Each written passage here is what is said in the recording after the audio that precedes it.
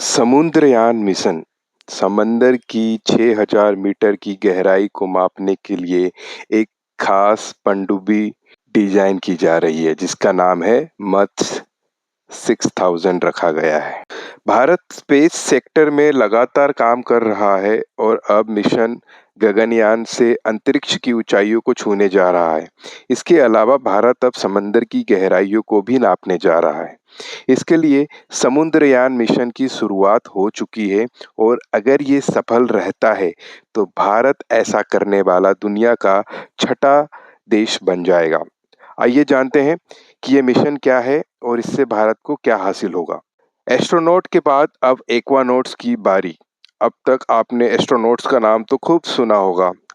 हाल ही में Shubhanshu Shukla space station होकर आए थे, जो मिशन गगनयान की तैयारी कर रहे हैं।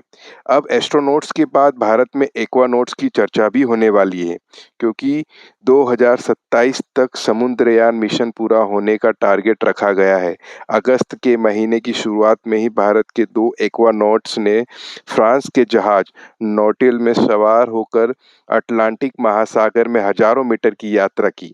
भारत का टारगेट 2027 तक 3 इंसानों को 6000 मीटर की गहराई तक भेजना है। भारत के इस मिशन में कमांडर जतिंदर पाल सिंह ने 5000 मीटर और आर रमेश ने 4000 मीटर गहराई नाप डाली है। ये समुद्र मंथन भारत को कई रत्न दे सकता है और दुनिया में एक नए मुकाम पर भी पहुंचाने का काम कर सकता है। समुद्र की गहराई में कई ऐसे राज हैं जिनसे पर्दा उठ सकता है। तो आइए जानते हैं महत्वपूर्ण बिंदु भारत के मिशन समुद्रयान के बारे में। इस मिशन को भारत सरकार की तरफ से साल 2021 में मंजूरी मिल गई थी। इस मिशन का मकसद समुद्र के संसाधनों का पता लगाना और उनका इस्तेमाल कैसे हो सकता है, यह पता लगाना है। इससे भारत की ब्लू इकोनॉमी को सपोर्ट मिलेगा।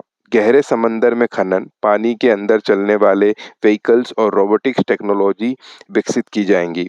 मैग्नीज, कोबाल्ट, कॉपर और निकल जैसे तत्वों का पता लगाया जाएगा।